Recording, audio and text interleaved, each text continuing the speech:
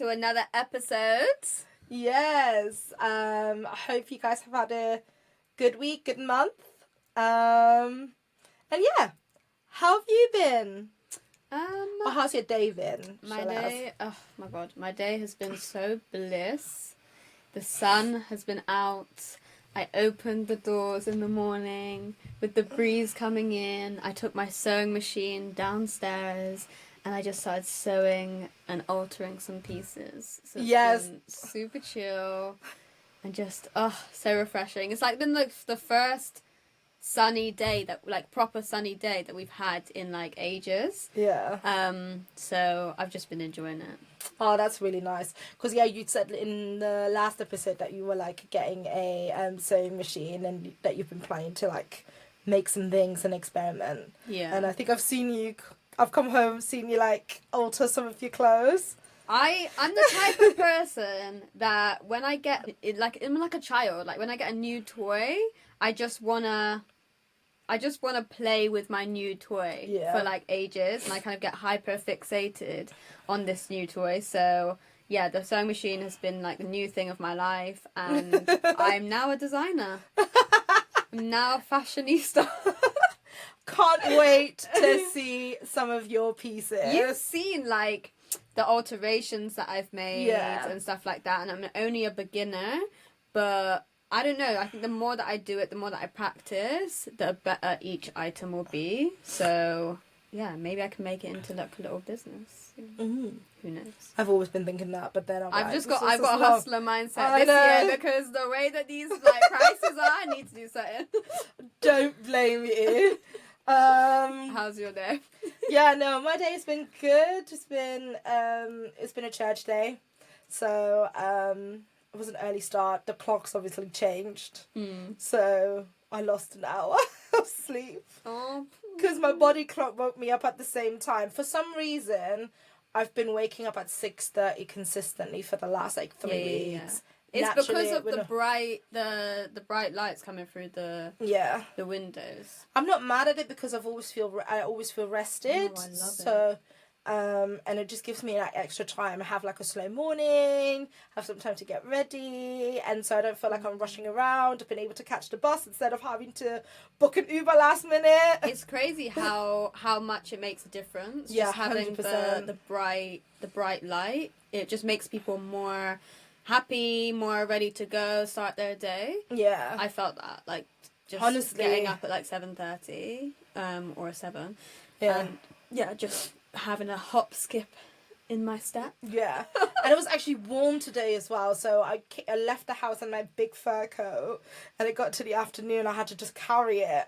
Didn't you know by the morning? No, it wasn't like, it was freezing in the morning. Was it? Oh. Yeah, I woke up and I was like, it's still very bitty. What time did you leave? I did leave around 9:30. Okay. Yeah. Okay. Just come on, like to be fair, you never know with the UK. Like, don't let the weather trick you, because soon you'll be thinking it's sunny. You'll be in your shorts, your sunglasses, your crop top, and then the next 5 minutes you'll be wet. I literally saw this thing on Instagram, and it was a post like British springtime. Don't forget to dress for British springtime. I was like, morning, winter, afternoon, summer. Evening, hailstorms, literally, tornado. Yeah, dress accordingly. So you just have to like layers, and then you've just got to shell them throughout the day. Sorry, this is the last thing I'm going to say. But what is that thing with people who have the sandals? Then they wear sandals all year round. Have you seen them ones? Their toes are dead. Like the hippie. Yeah, they or the Birkenstock people. Birkenstock, but no, it's the ones where the toe. Like, the toe goes, like, in between the thing. The flip-flops. The flip-flop people? Yeah. I think all their nerves endings are dead. They don't feel their toes. Because I look at them like, how could you be in shorts, flip-flops, and it's, like, 5 degrees? Oh, no. There's been people in church today in shorts. Straight up shorts. That's okay, because today was, like... Yeah, I guess. Yeah, a little bit nice, but it's the ones in the autumn, winter, the flip flops. Nah, they're built different. Yeah, it's not me. It could never be me. So today we decided to talk a little bit about female friendships. I feel like we touched on it in like a few episodes ago briefly, but we kind of wanted to do a bit of more of a deep dive into that kind of topic. But before we do that, we thought we'd do some fun questions, just for you guys to get to know us as the friends that we are. I guess. And for us to get to know each other a bit more. And to remember all of these things that we've done. Yeah. Shall we start? Do you want to start off? I'll start off the question. Okay, Yeah. I'm just going to go random. What's the most ridiculous thing you've ever done just because you were bored? I feel like I've seen you in so many stages where you've been bored. So I've seen how you can be, but I'm so intrigued how you are also on your own. Any ridiculous thing that you've done. Ridiculous thing that I've done purely out of boredness. Have you? To be fair, I don't know why that, to me, it might not feel ridiculous. I'm just say it. Just go. I'm just being me. I don't know. So I don't. Maybe that's why it could be anything though. It doesn't have to be anything like crazy, but just it could be like something goofy or something silly or. I don't know. The one thing that just popped to mind is like I've definitely done like singing like really off key. Just been like, la, like just stupidly singing. I have like a song in my head, and I just be in my bedroom or like doing something. I'm like, la la la la la. I feel like I've heard this. Just like maybe singing a song like normally and then go really off key. I feel like everyone's done that. Yeah, like everyone's just like I don't know, just feel comfortable and then it's like. Ridiculous thing that I've done. I think that's one. I think that's the main one that pops to mind. I feel like I do loads of silly things. You do loads of silly dances. You do weird stuff. Yeah, but I just like it's not weird to me. No, I know. I think that's just you. I think that's just your personality. Exactly. And I think I've just gotten. I think also. If I'm comfortable around you, to me it's no longer weird. So I'm not conscious of it. Yeah, true. Like, I'm just being myself. Yeah. You'll do something weird for like a minute and then you're just like, oh, sorry. Went into the zone of weirdness. Like, I have clocked your side eye a few times. You're like, you okay? I think, like, for me, I could be weird too, and we can be weird together. But when I'm not in that weird zone, and you're being weird around me, it's just like, girl. I was hoping it would be contagious in those moments. Girl can try. What about you? I feel like I see you do loads of weird things. Do I? But I feel like to you they're not weird.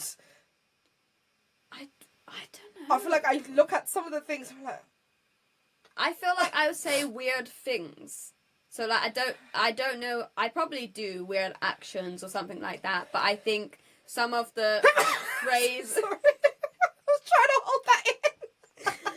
Let it out. Some of the phrases and things that I say are very like weird and like goofy and stuff like that. Yeah.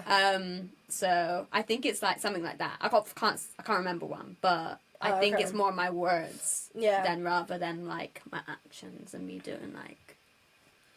Yeah, probably. Yeah. Yeah. Okay. Next question. If you were arrested with no explanation, what do you think your friends and family would assume you did?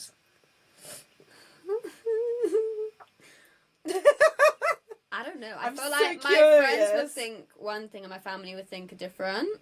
But I think what I know 100%, if I was to go to jail for, would be vandalization. Is that even a word? Vandalism. Yeah. And not to just randomly vandalise. It's more, if someone's done something to me, I can't contain the anger, then I'll vandalise. So, for example, there's this... Crash out. You'd crash out. What's that? Apparently that's the terminology when you just lose your like see your red. marbles. Yeah, see red. Yeah. So basically, I walk to work every day, and I have to walk across a zebra crossing. No car stop. I've been ran over like so... Not ran... I've been ran over so many times. No, I've nearly been ran over so many times. It gets me so angry. I actually see red and I feel red inside me so much. It takes me so long to calm down. I actually start plotting. The next time I cross this road, what will I do? So I start thinking, okay, I'm going to get a brick. I'm going to buy a milkshake. I'm gonna get sticks. Like I start plotting things. So yeah, my crime would be to you've basically like lose the plot and start throwing bricks at the car, start pouring milkshake over someone, start smashing someone's head. So do a lemonade, do a Beyonce lemonade. I need that bat. I need the hot sauce in my bag, and I need my swag. Like, I can actually see it. I don't know what I know my one. I'm not gonna say. I know what I think that you'd go in jail for.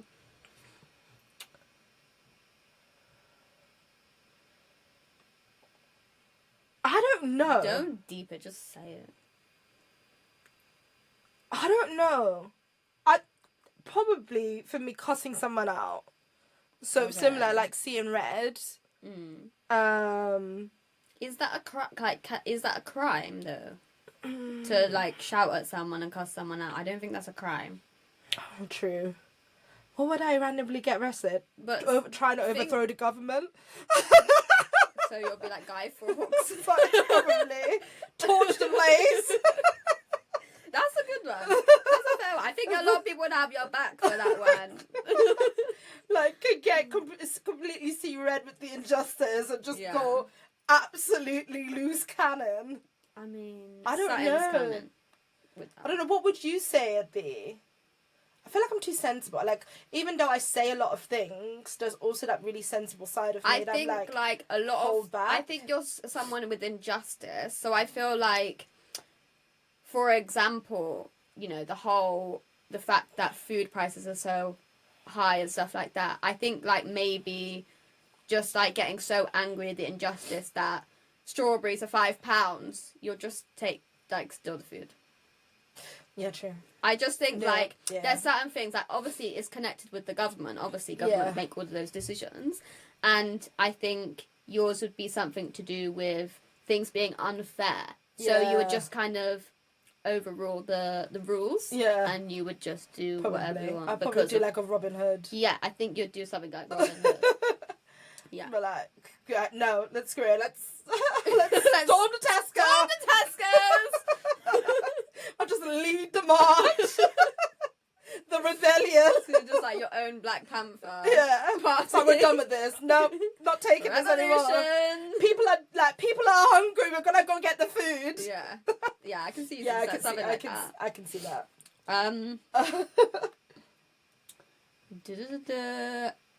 If your life had a narrator, who would you want it to be, and how dramatically would they tell the story? So, my life would be narrated by Viola Davis, as the character of How to Get Away with Murder. Okay. Tell us more. Why Viola Davis? Because I just think she's just this amazing, strong, phenomenal woman. Yeah. And I think what I really admire about her is, like, she found her career, or she found the peak of her career later in life. And she had so much opposition at the beginning, and even battle with her own self-worth because of what people were saying, like her being a black woman, her being darker skinned, so people always underestimated her. She's had so many like labels thrown at her, and she's just like over the years just grew up and like overcame them, and then like did the healing, and then said, you know what, I'm gonna do it anyways. And then look at her now. So you'd want someone very inspirational. Very inspirational. To drive your story. To drive my story. So I think that's why. But I think because there's been like a few stories that she, like a few stories that she shared like in interviews, or I've seen in speeches. I was like, I really resonate with that, because I see it. Like I feel what she's saying. Like overcoming despite of, you know. Like, especially when no one wants to see you win, or certain people don't want to see you win, and not actually letting those negativities, like, be the defining part of your story. So I think that's why I really admire her as an actress. It's just generally as a woman. But I also love her character in, like, How to Get Away with Murder. So how would you want it to be So it'd be, like... portrayed? So it'd be dramatic. So there would be funny anecdotes within it, because my life is just a joke sometimes. Sometimes I'll just look at God and say, this is a joke, right? You're writing a comedy script. So there'll be funny anecdotes, but I feel like, I don't know, in my head, I see it like playing out, you know, in the introduction of like a courtroom. Yeah. And someone's introducing the story. Yeah. That's how I see it. And because that, like, she was like this powerful lawyer in like How to Get Away with Murder, but she was also very unhinged within that. Yeah. So that's why I see it. So there'll be like these moments of like this pure dramatization of something very small that'll just be like blown out of proportion. Your overthinking parts, your your goofy, your dramatic parts. Yeah. Yeah, I can see that. So I think it's just that deep sense of drama. Yeah. Yeah. I would watch it. Yeah. That would be my... I would watch it. Yeah. What about yours? I thought Keke Palmer. Yeah, I do like Keke Palmer. I love the way she is. She tells a story. She's funny. The details. And I feel like part of it would be kind of like Girls Trip. That kind of essence. That like kind of comedy essence. Like... Yeah. I don't feel like I take myself too seriously. Like some of the things, like you said, like some of the things like this could be scripted. Yeah. Some of the things that happen. So I feel like, I would definitely have Keke Palmer play. Is it play a character or do the? It's my question. I should know. No, narrate. Narrate. Okay. Yeah. Aww. Narrate. Yeah, I don't think she would resonate me if she did my character, but. Yeah, I think she would be the perfect narrator, because I think she would be able to explain and give detail of all the things that happened to me and my experiences. So yeah, I would choose her. Fair. I would watch that. Yeah. I would listen to that. It to would be more comedy. I just don't... I would have a couple of like serious bits, but I'd feel like it would be mainly comedy. Fair. Dramatization. Yeah. Yeah. Okay, one more question. If you had to wear... Oh, wait, hold on.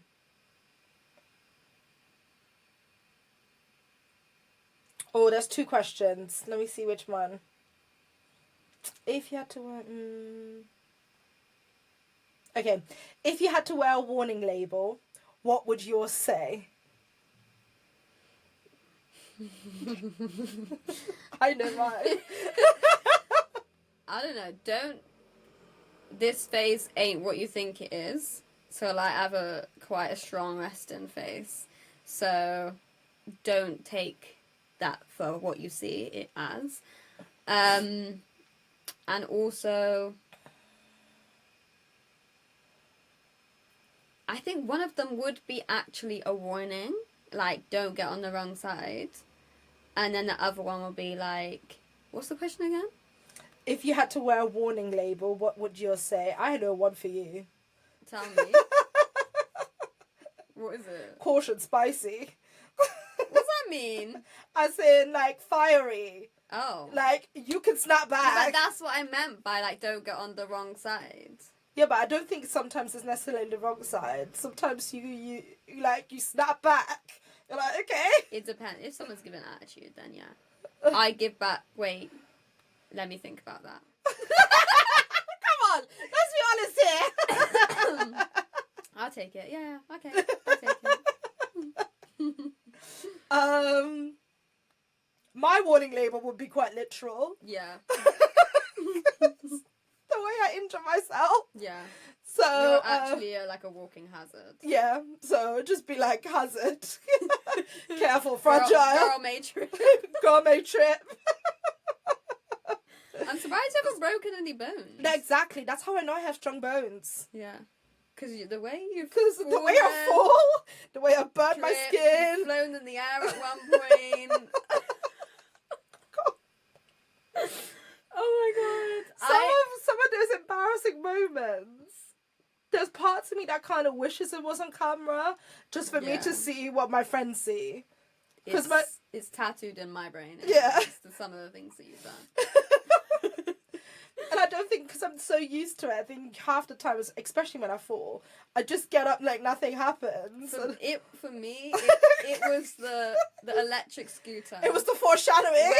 When you got on that electric scooter and you were like, we're going to go on the pavement. I was like, no, Vanessa, the pavement isn't safe. Let's go on the road. And you didn't listen to me. You proceeded to go on the pavement. No. What did I say as to why I didn't want to go into onto the main road? It's like, because you're gonna I'm gonna fall. What happens? I fall on the pavement. Exactly, but I knew your scooter went into one of the pavement dips. Yeah, like it just swerved the wheel. So also doesn't listen to friends. does her own thing. No, to be honest, in my head it was like it's dark, like. Yeah, with the cars and me being like clumsy, I was like, if I fall on the pavement, it's a bit safer than in the middle of the road with oncoming traffic. But no, actually, I take that back. Potholes. Yeah, no, I completely take that back. I was gonna say the road is more flat, but actually, it's not. And then can you imagine me like 20 miles an hour? Oh, I could just imagine you flying in the air and landing on a car and or something completely dramatic happening. You're in like the Bristol News. Yeah. Oh no. So, but it was the subtle foreshadowing in that moment. And it was funny, there was this guy that even heard me shout, let's go on the pavement, because I'm I'm clumsy. He heard me say that.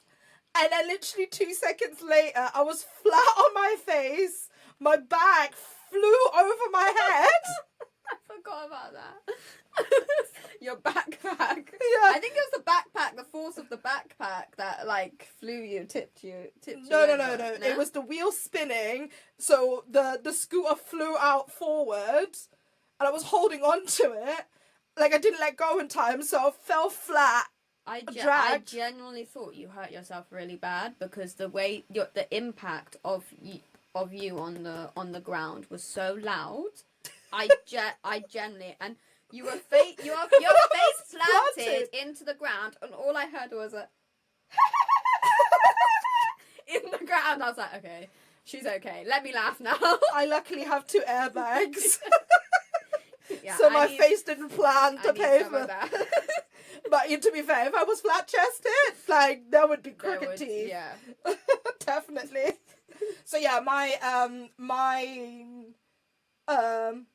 which kind of goes into one of the other questions. What's the dumbest way you've injured yourself? Oh. Kind of answers that. That was one. I'm a very safe person. You don't injure yourself? No, I don't injure myself like that. Yeah, I can't speak for myself. Yeah, the only thing I can think of is shaving. Seriously, with all the blunt razors I use. Yeah. I think I'm just like, no, I've had a lot of near misses. So I've been very, very lucky. I've had a lot of near misses. So I've nearly cut off my finger. I've nearly got run over. Many things could have happened to me. They just haven't, thank goodness. to be fair, I have many near misses. So for all the injuries that I have had, imagine how many near misses there have been. Oh Lord. I think the other one was like dumbest way I've injured myself was in dumbest way I've injured myself twice in the same area was once when I was with hot water pouring out pasta water, and it was summer, so I was wearing a crop top and like some jogging bottoms, and I don't know what happened, butterfingers, pot twisted, water splashed on my stomach, and I'm having this like 3rd-degree burn. Just as that healed, like 3 months later, so come to the winter time, was like, oh, I have a hot water bottle. Just came out the shower, so I had a dressing gown on, was filling up one of these long water bottles, didn't think about the fact that I was like half folded, lifted up as I was filling it up, bubble of water like comes up, the air bubble, air pocket. the air pocket. You gotta be very careful. Well, with I the hot wasn't. water bottles. And again, right down. My mum always told me there's air in there, so you gotta make sure you kind of like squeeze out all of the air and then put the lid on. So that was that, but what I did, because I had a long one, obviously it wasn't like, I had it leaning on the table, so it was like half folded, and then as I was lifting it, I didn't think like, oh, it's going to cause like an air, to splash out. So you're lucky it wasn't on your face. No, but the fact is, because the first one I went to A&E for, because it was actually really bad. Have you got 111 as your speed dial? No, I haven't.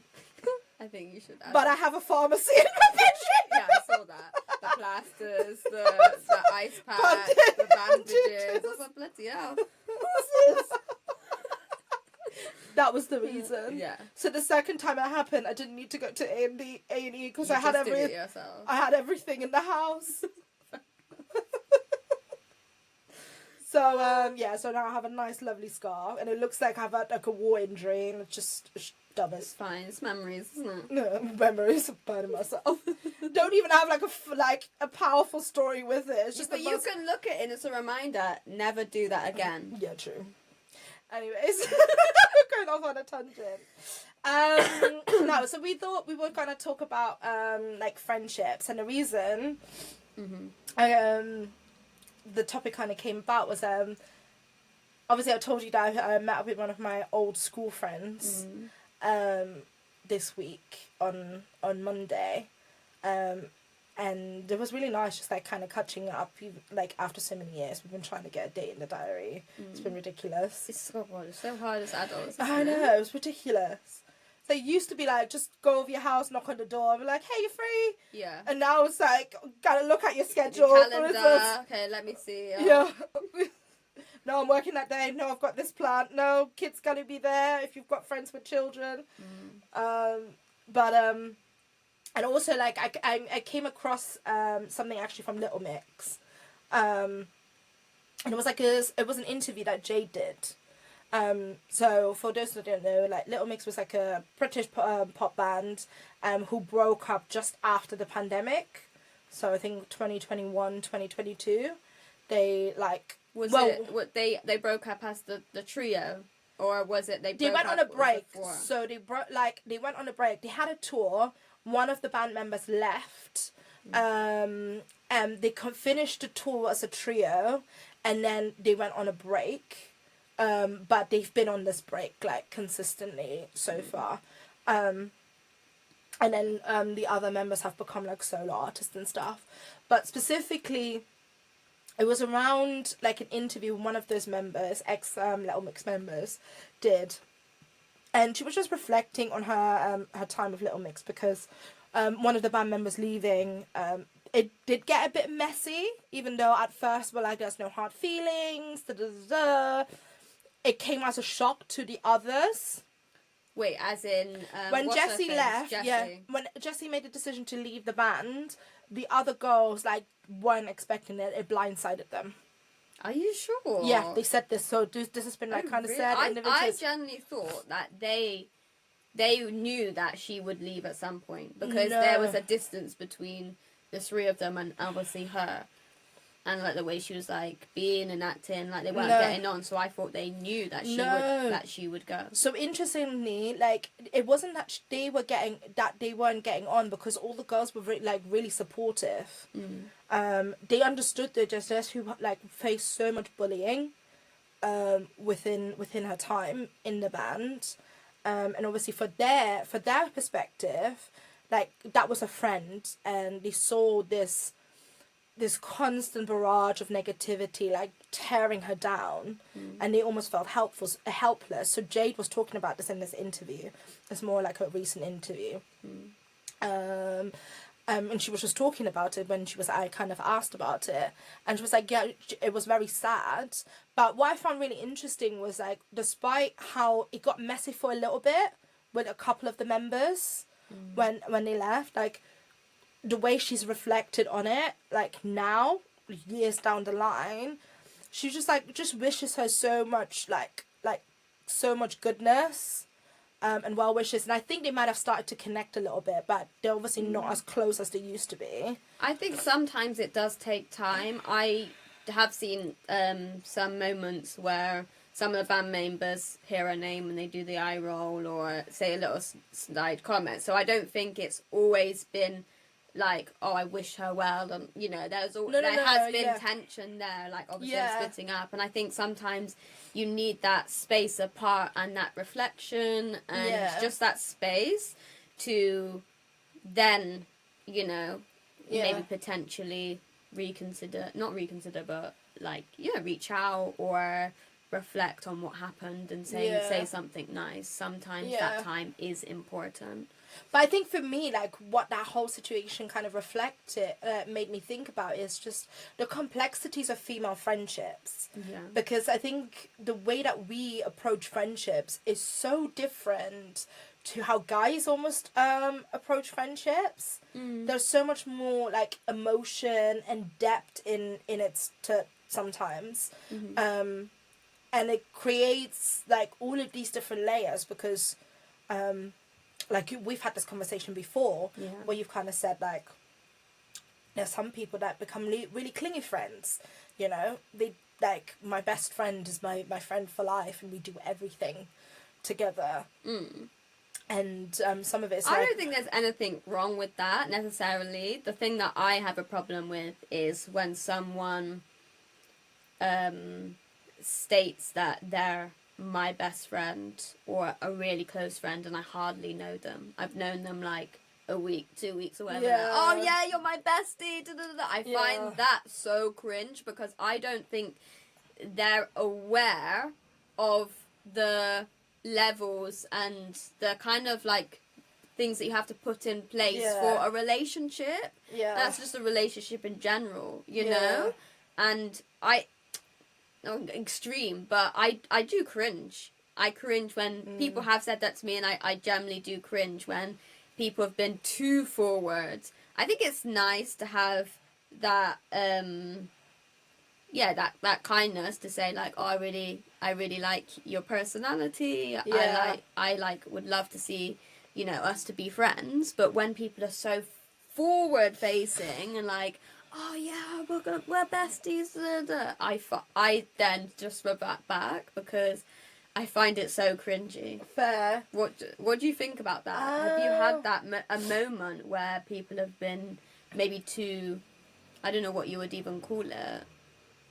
I would say, yeah, you said like needy, but I just nowadays I would say just golden retriever energy, like super excited. It was like, oh my gosh, this is amazing. But to be fair, I haven't had it to the point where I was like an absolute stranger telling me like, oh, you're my best friend. Like, but I get quite deep very quickly, so I think maybe that's why I've not felt like I've had that experience, because when I can build really strong relationships really quickly because of, I think, my personality, like, because I'm more interested in the deep parts. So I really struggle with surface level and very what's the word? I think things that just very surface level conversations. Surface level conversations, surface level like action. So when people are just like, oh, I'm just here for the vibes. Yeah, I think there definitely needs to be an effort put into something. Yeah. Otherwise, or a sense of a commitment, I guess, Yeah. into something. But there's levels. There's levels to it. I don't know. Yeah. No, I think for me it's just like if you as a person only give me like a curated version of yourself, I can tell very quickly, and so I would never really go into that concept of like we're friends. So I would probe and I would ask. Yeah. If that conversation, but if you were like very closed off and you're only giving me that surface level, I'd be like, you're an acquaintance. Like, Yeah. But this brings me on to actually like, do you think that there's different seasons for like friendships, or do you believe in like the concept of like there's some friendships that are like for a reason, a season, or a lifetime? Yeah, 100%. And then I guess it's like, how would, like for you personally, because we've had this conversation before, how do you determine which one is which now as you've grown older? I think I wasn't really sure when I was young, and I think I'm only starting to understand what those things mean. And I think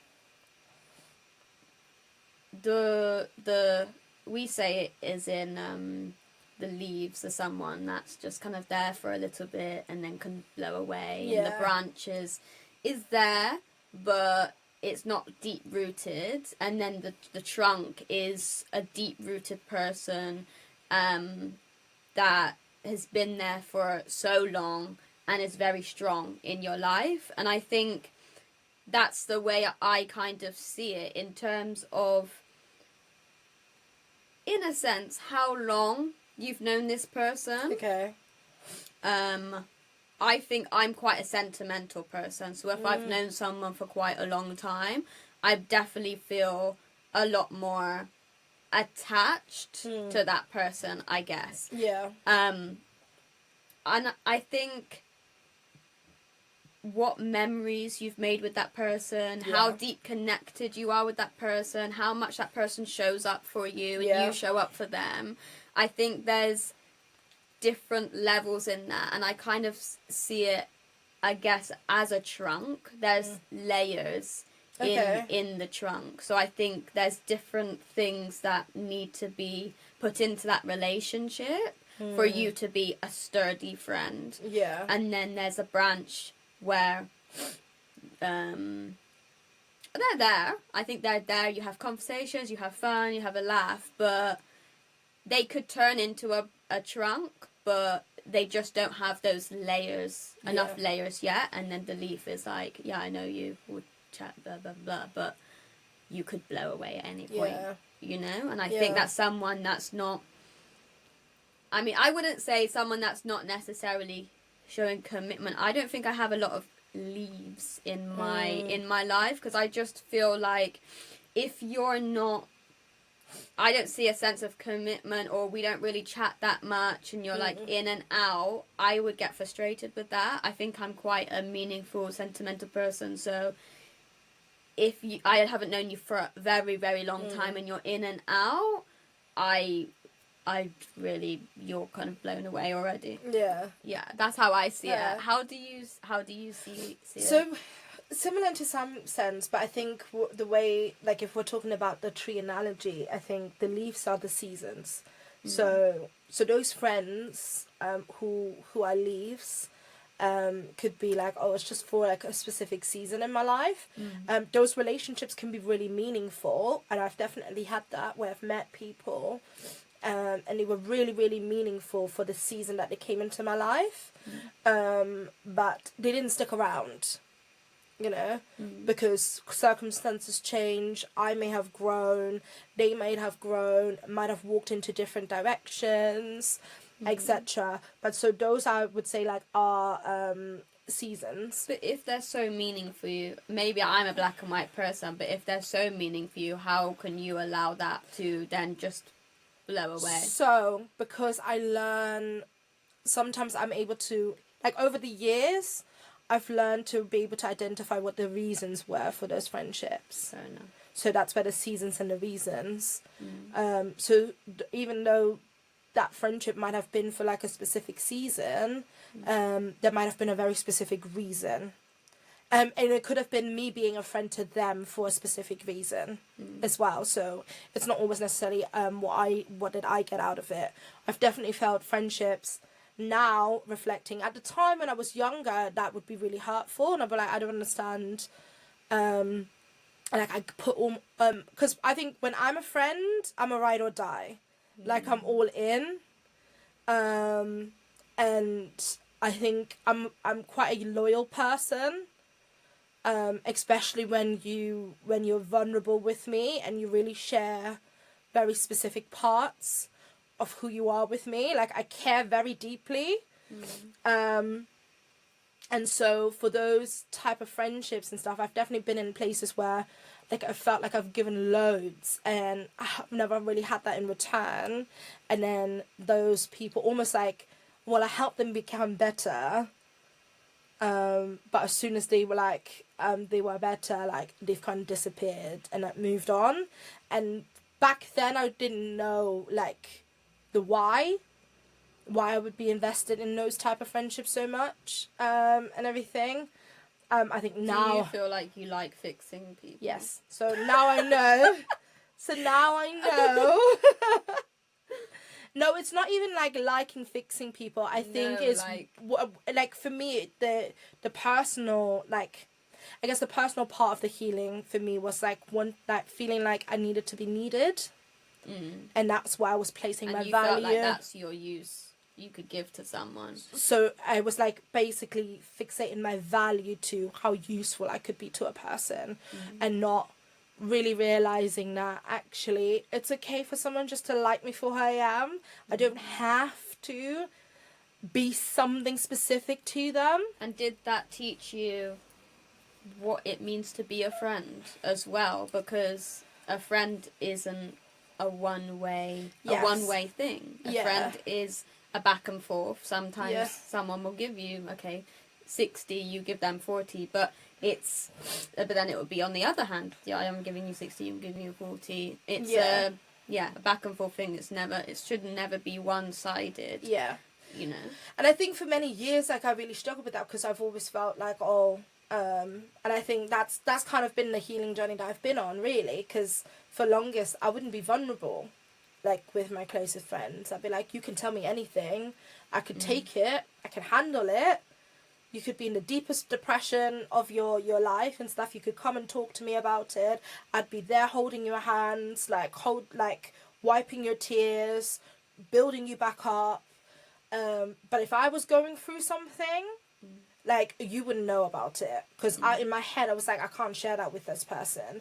And I think now what I've realized, like, no, that's not healthy either, because I fixate in my value to a specific action or a specific thing, as opposed to just building that relationship. So now I'm a bit easier to identify. So it's not that I don't have those friendships, like, because I think also part of like my faith and stuff, it's about being able to build people up. I feel like I do have like a gift in it, and so if I can be useful, and if I can leave someone like better than I've met them, like, I feel like I've done what I'm supposed to, but I don't place my identity in it anymore. I was gonna say, I think there's a balance to it. There's nothing wrong with giving, but it shouldn't drain you. Yeah. And it shouldn't. Yeah, you shouldn't put your worth in that. So I think that's what I've learned. I've learned how to kind of set boundaries around that now, and now, like, I think the people that I do have in my life, who I would say, like, these are my, like, ride or die, these are my closest friends, those are the ones that have seen me now at my worst, and they have stuck around. Yeah. And so that's how I know that, these are friends for a lifetime. And I think one thing that I've learned also is just being able to communicate, because I'm just telling them, it's like, even if I'm telling you stuff that I'm going through, like, I have capacity still to be there for you. Like, don't feel like you can't tell me something just because you think I'm going through something, because it's a two-way thing. Do you think that people navigate friendships with ease, or do you think people can sometimes struggle with friendships? You know, they say that when you go to school, you're gonna leave with a friend forever. You know, whether Yeah. that's primary school, secondary school, or college, or even uni, Mm. they're gonna be in your life forever. But that I don't think that's necessarily true. I know a No. lot of not a lot, but some people that have Yeah. left school and they didn't have those connections. And I think, do you think that's rare, or do you think that's quite common? I think it just depends. It depends on the individuals as well, and I think it does really depend on how healed you are, really. Like, I think what kind of examples of relationships have you had growing up? Mm-hmm. Because I think they teach you a lot of how to approach, like, relationships in general. Mm-hmm. And I think people who might come from broken places generally will struggle more. And it might be a harder learning curve for them to be able to build those, like, good relationships and everything. But I have seen it, like, where people have been lifelong childhood friends, and they've seen each other go through all the ups and downs and all the growing pains. And so I don't think it's impossible, but I think also it's very realistic to have friends that you have in school, and then you grow up and you grow apart and you change, and then the pieces just don't fit anymore.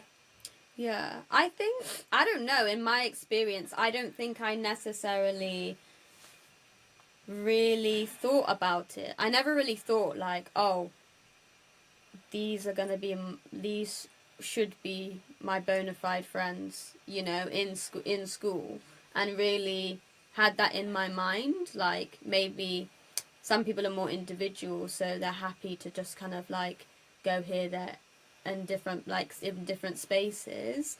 But I know some people that didn't leave school with many friends or even friends at all.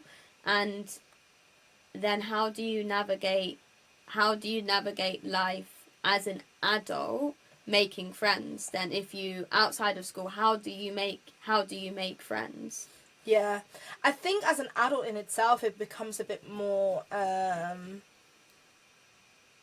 I think if you are someone who left school or struggled with friendships in school, and now are growing up and trying to build friendships, you probably find it a bit harder, because generally building relationships probably doesn't come necessarily as natural to you. And usually, like, when there's a reason attached to it, like why you didn't have friends, or if that was like maybe like a sore spot.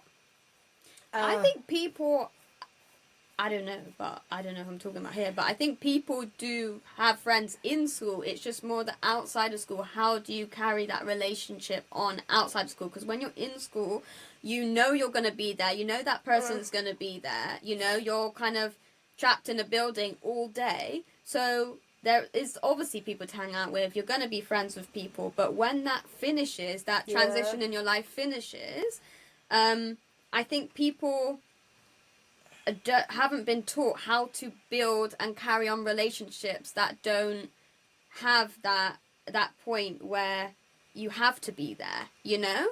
You've got work, you're you know, half an hour away from someone. How, like, I don't think we've been, like, necessarily been taught how to build a community, how to have people, how to, do you know what I mean? Like, I think that's also down to school is a convenience. I think that's also because we've any relationship, the key is communication. It's simply it is. It's about being able to communicate. Even in relationships, people struggle with those things. So how, like, I think it's the tools to have as a person with, like, necessarily how you navigate relationships. Like, what tools do you have in your bag, you know, to have those relationships with people? I think for me, the thing that I've learned is honest communication is key. A willingness to stay open. And conflict resolution. I think really, I would say, are the three main things. So I think oftentimes we get hurt and we put a wall up and we write people off very quickly because of our hurt. You don't give them grace. You don't give them grace. you're not willing to talk it out, you're not willing to resolve the issue. The other time is like I think the key is like when we say communication, it's deeper than just saying like, hey, how are you, like once a blue moon. Because it's the value and it's the depth of those conversations. So even if you don't have time to check in with each other every single day because your life is busy, your personality is just not like wired like that, when you do check in, like what types of conversations are you having? Are you actually checking on the person's well-being, or are you just ticking off like the standard questions, you know, or talking about yourself, or talking about yourself? And I think yeah, like you said, the grace part is really important. I think also a main point is kind of going off of the last point is effort. Yeah. And I think when you really put in an effort with someone, that really shows. And I think you could definitely build a lot with putting effort into someone. And that's showing up for someone, that's giving someone positivity, that's checking in, you know, all of those things that requires effort. And that will definitely, obviously it goes both ways, and that definitely is how you can build something meaningful with someone, because knowing that that person is there is so important. And I think effort, I would say, alongside effort is intention. So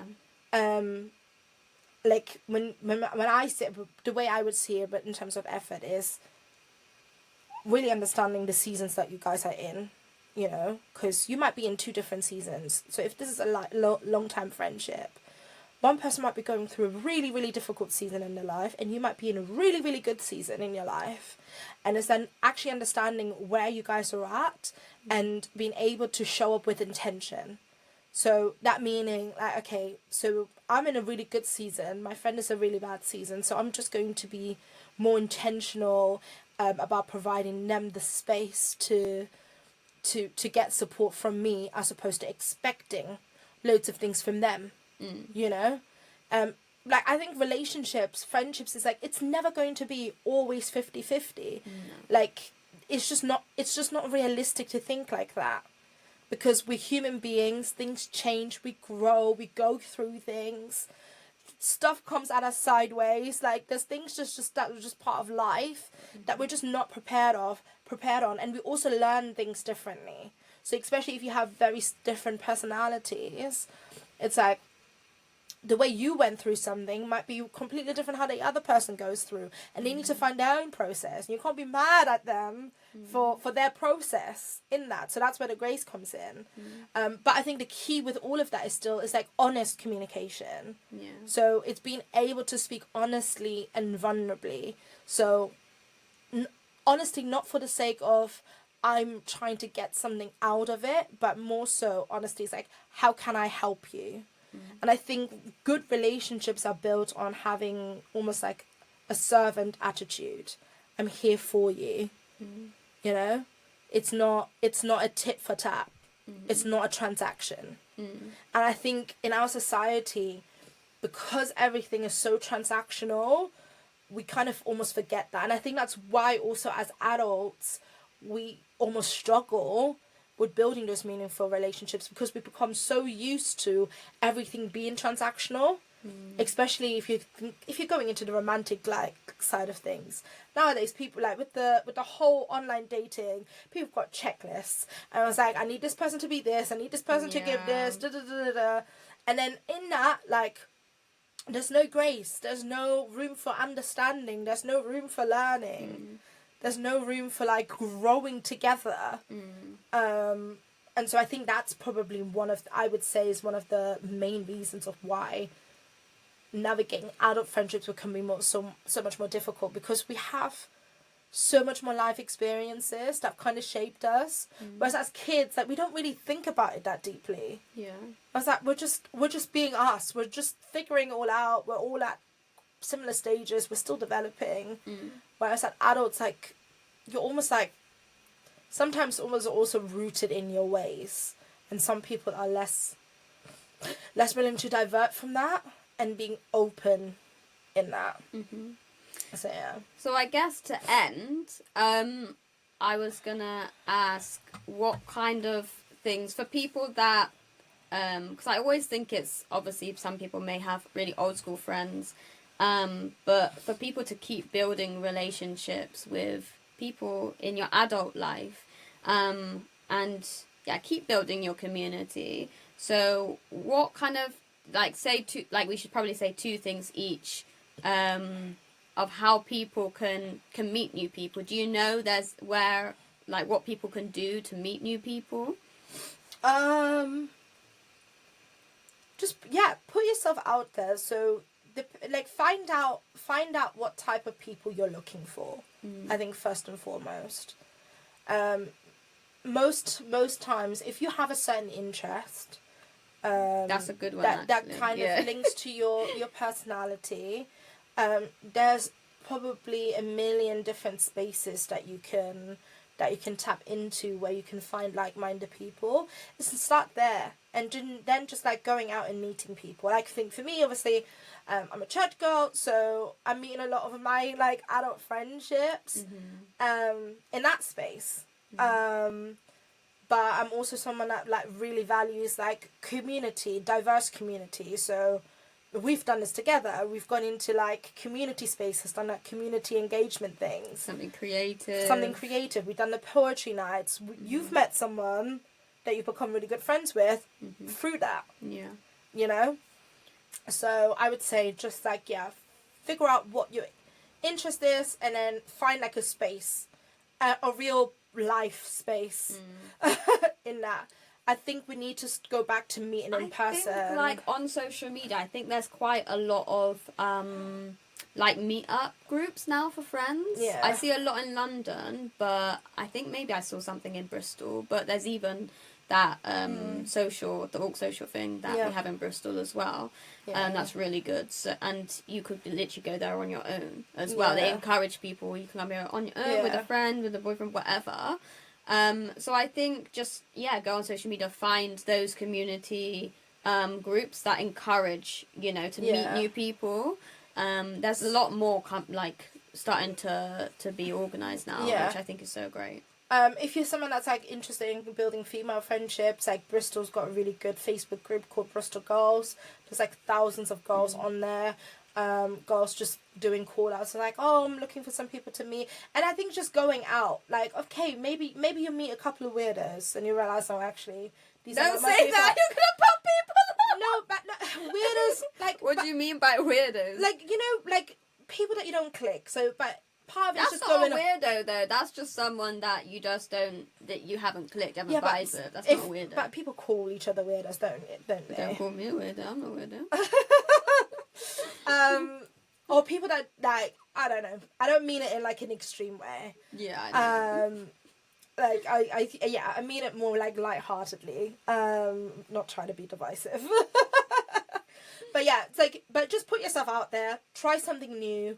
If it doesn't go well, okay, fine. You've got a nice experience. If it turns out to be an odd situation, you've got a story. Oh, it's happened to me so many times. You know? But you've got an interesting story that you can go and bring to your other friends.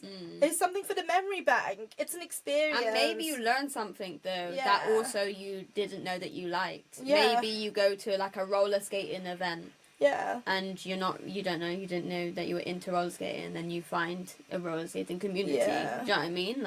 It's just about, like you said, going, finding the activities, finding the social group. Yeah. Just putting yourself out there and saying yes, I guess.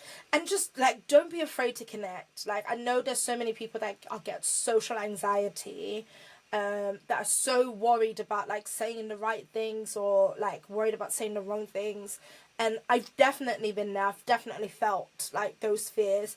But I think one thing that I've learned now is sometimes in life, if you want to grow and move past those things, you just gotta feel the fear and do it anyway. As scary as it is, do it shaking. Do it crying. Honestly, it sounds crazy and it sounds so radical, but I've definitely done it where in my mind was I'm actually terrified of this But the more put it's myself- like networking though. The But more the you more do you do- something, the more it's going to be easier. Yeah. And obviously it's easier said than done. Yeah. Everyone gets nervous, but sometimes yeah, you just gotta just do take it. the leap. Well, Yeah. give us a like, comment, and subscribe, and let us know any community groups that you know of, specifically we're Bristol based, so specifically in Bristol, Yeah. or even in other cities where people can find out about that. And yeah, let us know what you think friendships are, how to build friendships, and how you navigate friendships in your experiences. Yeah. And a little reminder, because I'm sure we all have this, text that friend. Text that friend that you've been forgetting to message. See this as a reminder. Do that check-in. Don't shame people. No, it's not even about shame, because life happens, things get busy, but this is your reminder just to pick up the phone, And check in. give them a call. Don't worry about How trying long to it's be been. how long it's been, or trying to be super polite. I think we need to get rid of this whole English politeness. I think it's getting the madness. Sure, but yeah, let us know what you think. Thank you for watching, and see you in the next one. Bye. Bye. Sweet, I'm so tired.